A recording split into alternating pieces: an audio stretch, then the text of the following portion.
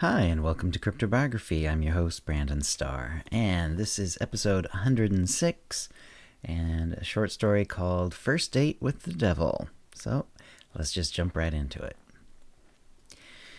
Jean wasn't prepared for the devil to meet her that night.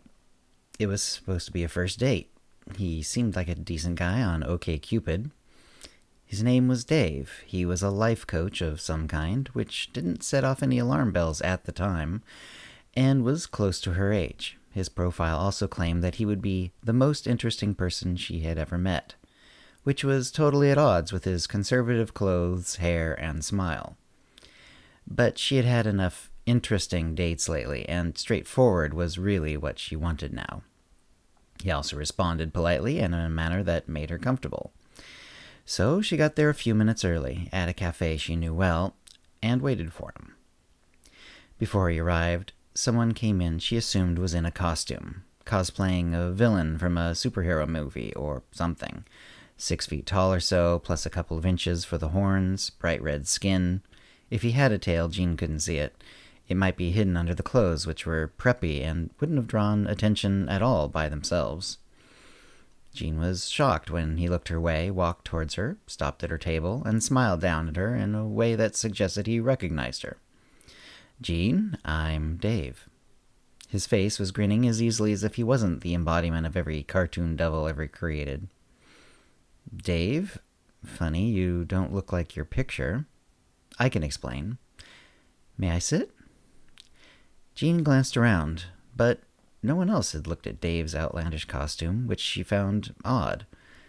She had stared at him ever since he came in, and until that moment had assumed others had it as well. But no. She even saw one woman glance up at Dave, then immediately go back to her phone as though she were simply idly wondering why the man hadn't sat down yet. Sure. Thank you." Dave sat and took a breath. "I'm prepared to explain." "Good, because I think the situation needs it." "Thanks."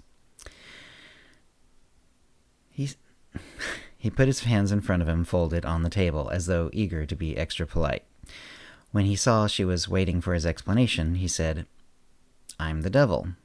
I got that from the horns and the red skin. I don't mean I'm playing a devil. I'm the devil." "Right. You don't believe me." "I haven't believed in that sort of stuff since middle school." "Understandable. There really isn't a lot of proof out there. The man really likes his whole faith means never having to prove you exist shtick. But you're asking me to take it as truth based on this," Jean waved a casual hand over him, "cosplay? Turn on your phone." "I don't like to do that on dates." "Good policy, but humor me." Jean took out her phone and turned it on. "Try the camera function." She did so. "What do you see?" She lifted up so it showed Dave. But while the person in front of her was clearly the devil, the person on the screen looked like Dave from OkCupid. She wiggled the camera around to make sure it wasn't some anomaly, some trick. She even looked past him at the people in the cafe. They matched up with the people she saw live, and none of them looked any different. "Trippy," she said. Dave nodded in an understanding way. "Even given this, how do I know you are what you say you are? You could be a dream, a hallucination, or just some very clever trick." "Are you asking me to do something for you? I'm not a genie. I'm not about granting wishes." "That wasn't really what I meant." Jean thought for a moment. "Okay, let's just ignore the fact that you might not be what you seem to be. Instead, let's just take it as a given for now. Why are you here? Don't you have somewhere to be?" "You mean hell?" Dave laughed. "You probably read Dante in college." Jean smiled and shrugged. "Well, he had it right and wrong. Sure, he crawled on me like a tick, but I wasn't exactly frozen in the ice.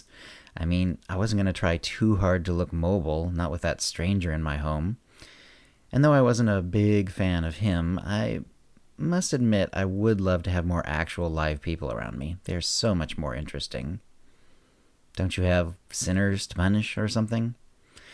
"No, that's the big guy's job. Dante got that right. even if accidentally. So what do you do? Try to fill my place as best I can.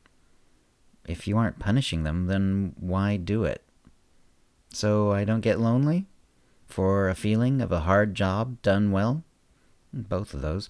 But really to spite the big guy. We had an argument ages ago, and it just got out of hand. I must admit, I have a stubborn streak. I hope you don't mind me being a little open on a first date. Not at all. But big guy? You can't call him God? No, it's in the bylaws, and the big guy is really strict about them with me. You should be glad you're mortal. Yeah, I'm thrilled. No, really. Even aside from religious concerns, being immortal is a downer. Trust me on this. I've been at this job, this argument, for millennia, and there isn't an end in sight. You have free will, and when it's over, it's over. Maybe you'll get to see me, Dave grinned. Exciting. But really, you have all the famous spirits to visit who headed your way, from Socrates to, I don't know, maybe Prince.